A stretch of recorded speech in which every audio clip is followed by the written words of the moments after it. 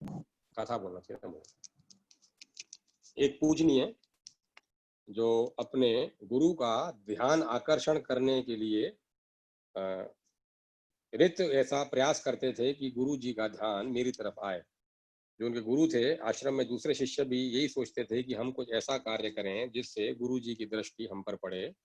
और गुरु जी जैसे वो शांत स्वभाव के थे और विरक्त स्वभाव के थे। ज़्यादा हंसना कूदना खेलना या ज़्यादा बात करना इस तरह का उनका स्वभाव नहीं था।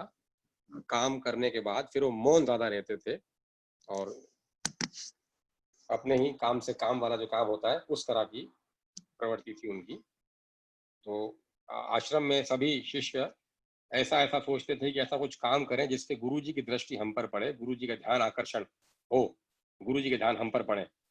ऐसा ये करते थे कई लोग। तो जिनमें से ये शिष्य जिन पूजनियों की मैं बात बता रहा हूँ, इन पूजनियों ने गाना शुरू किया। तो जब गुरु जी आश्रम से निकलते थे तो ये गाते थे बाहर एक तरफ। तो आश्रम से निकलते थे, इनकी तरफ देखते देखते थे और फिर चले जाते थे। एक दिन ऐसा हुआ कि उनको लगा गुरु जी का ध्यान मेरे ऊपर आया है। तो दूसरे शिष्य भी देख रहे थे कि गुरु जी का ध्यान इस पे गया। तो दूसरे दिन भी इन्होंने भजन गाया। तो गुरु जी दूसरे दिन भी बाहर आए, इनकी तरफ देखा। और फिर तीसरे दिन गुरु जी बाहर नहीं आए, अपने आश्रम में ही रहे, अपने कुटिया में ही रहे। तो कुटिया में जो आश्रम में कुटिया थी अंदर ही रहे। तो तीसरे दिन उन्होंने गाया तो देखा गुरु जी बाहर नहीं आए। चौथे दिन भी गाया, देखा गुरु जी बाहर नहीं आए। फिर पांचवें दिन भी गाया तो बोला, देखा गुरु जी बाहर नहीं आए। छठे दिन उन्होंने गाया ही नहीं, दूसरे काम में लग गए अपने। दूसरे उस वो जो समय उनका गाने का था उस समय वो दूसरे काम में लग गए। तो गुरु जी बाहर आए। तो गुरु जी बाहर आए जब ये कुछ नहीं कर रहे थे। तो गुरु जी ने बोला, क्यों क्यों क्यों नहीं गा रहे हो? बोला, मैं तो इसीलिए बाहर नहीं आ रहा हूँ क्योंकि मैं तुम्हारी तरफ देखूंगा तुम्हें तुम्हारा ध्यान भंग होगा, इस वजह से मैं बाहर नहीं आ रहा हूँ। तुम गाओ, मैं बैठा हूँ, तुम गाओ। फिर गुरु जी वहीं बैठ गए और ये गाने लगे। तो गुरु जी ध्यान से सुनने लगे। दूसरे शिष्य जो हैं वो ईर्ष्यावश देखने लगे कि गुरु जी ने इससे बात भी की है, इसको बैठाया भी पास अपने, और ये गाना भजन गा भी रहा है और ये स्तुति जो गा रहा है इनको सुन भी रहे हैं गुरु जी। और गुरु जी सामने बैठे बैठे सुनते रहे। जब पूरी इन्होंने स्तुति गा दी फिर गुरु जी ने इनके कान में बोला। तो ये सब दूसरे शिष्य देख रहे थे कि गुरु जी क्या बोल रहे हैं कान में इनको। तो गुरु जी ने इनको कान में बोला कि तुम्हें माता सरस्वती सरस्वती ने सिखाया है ये, तुम्हें माता सरस्वती सिखाती हैं? बोला जी। तो अच्छा अच्छा, बहुत अच्छा, अच्छा गाते हो तुम, अच्छी भक्ति करते हो, करो। तो ऐसा ही इनका चला मामला। ये गाना गाते रहे और गुरु जी इनको आते देखते रहे। और आश्रम में फिर गुरु जी के गुरु जी आए, बड़े गुरु आए और उनके साथ उनके समकक्ष और भी महात्मा लोग आए। तो वो जब आए तो इनको सेवा सत्कार की, सब शिष्य लोग भी वहां पे लग गए कार्य में उनके। तो जैसे संध्या वंदन करते हैं, ये सांध्य उपासना करते हैं। तो उस टाइम संध्या के टाइम पूजा से निवृत्त होके बड़े गुरु जी ने अपने गुरु को, अपने शिष्य को, जो इनके गुरु थे, इनको बोला कि तुम भजन गाओ। तो इन शिष्यों ने कभी भी गुरु जी को गाते सुना नहीं था। तो उन्होंने गाया, बहुत अच्छा गाया और सब लोग सुन के बिल्कुल मतलब मंत्रमुग्ध हो गए। बहुत बहुत अच्छा गाया गुरु जी ने, और हम गुरु जी गाते भी हमने कुछ सुना नहीं था। तो उसके बाद फिर गुरु जी ने अपने गुरु को बोला कि ये मेरा शिष्य है, ये भी अच्छा गाता है। उनकी तारीफ की काफी। बोला अच्छा अच्छा, ये वही शिष्य है जिसके लिए नहीं, उन्होंने बोला, गुरु जी को बोला कि मेरा शिष्य है, ये भी गाएगा। अच्छा, ये वही शिष्य है जिसके लिए तुम मुझे बता रहे थे कि वो अच्छा गाता है। तो जब ये सुना, दूसरों ने सुना कि मतलब गुरु जी ने इसके इसके बारे में अपने गुरु को ही बताया है कि ये गाता है और अच्छा गाता है। तो बोला हाँ, ये गाएगा। तो बोला हाँ, गाओ। इन्होंने भी गाया और इतना अच्छा गाया, इतना अच्छा गाया कि सब लोग, उन्हें जो सुनने वाले बैठे थे वो भी कह सकते हैं कि गुरु से अच्छा गुरु शिष्य ने गाया वहाँ पे, जो भजन गाया। और जो आए थे वहाँ पे गुरु के गुरु और जो उनके समकक्ष जो थे दूसरे बड़े मुनि महात्मा जन जो दूसरे पूजनीय थे, उन्होंने भी बड़ी प्रशंसा की, वाह वाह की। और जब दूसरे लोग यहाँ वहाँ हुए तो गुरु के गुरु ने भी आके इनसे धीरे से पूछा कि तुम्हें माता सरस्वती सिखाती हैं ये? बोला हाँ। उन्होंने तो पूछा ही पूछा, साथ में दूसरे समकक्ष बड़े सिद्ध लोग आए थे, उन्होंने पूछा कि तुम्हें माता सरस्वती ने सिखाया है ये? बोला हाँ, मुझे माता सरस्वती ने सिखाया है। तो ऐसा हुआ और ये अब बोला कि रोज अपन ये क्रम चलेगा और अपन भजन कल भी करेंगे।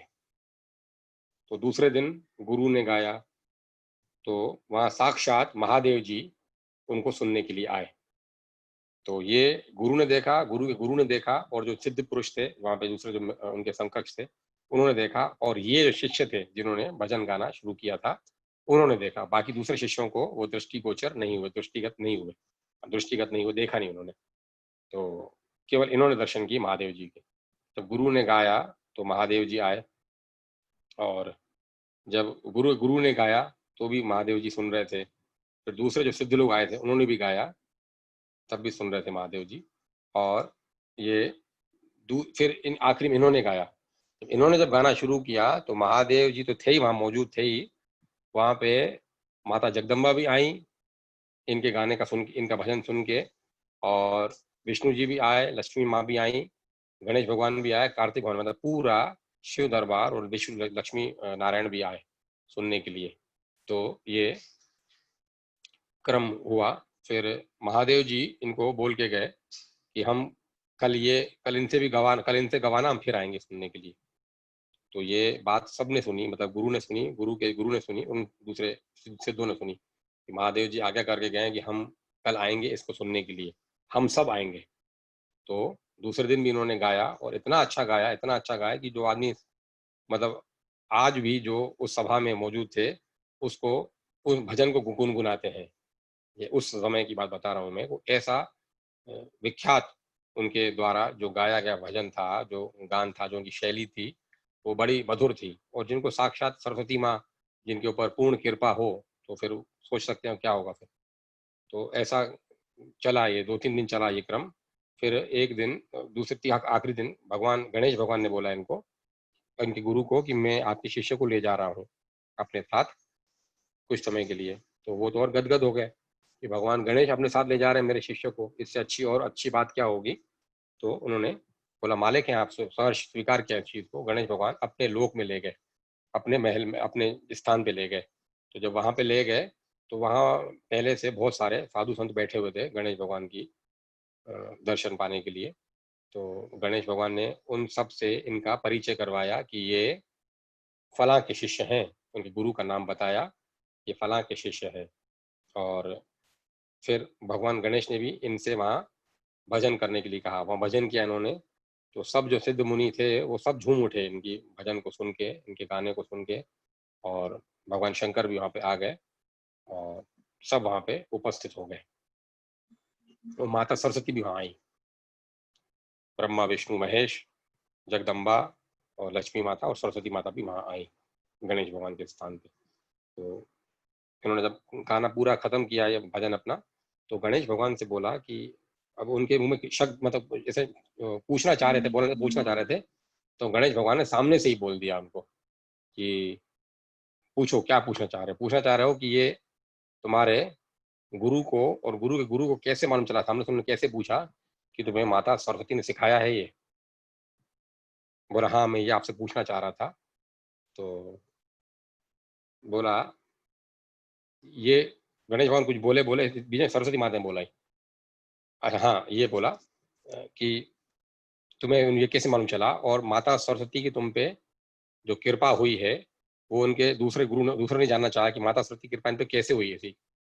तो उन्होंने, माता सरस्वती ने बताया इसको, कि इनको सबको बताया कि जो इनके गुरु हैं, गुरु के गुरु, 2 गुरु देख चुके थे ये, तो इनके जो 5वें पीढ़ी के गुरु थे, मतलब 3 गुरु और ऊपर, एक गुरु का दर्शन किया, गुरु का दर्शन किया, और ऐसे 3 पीढ़ी और ऊपर वो उन्होंने माता, शिव भक्त थे ये, और उन्होंने माता सरस्वती को रिझाया था, प्रसन्न किया था, और उनकी उन पर विशेष कृपा थी।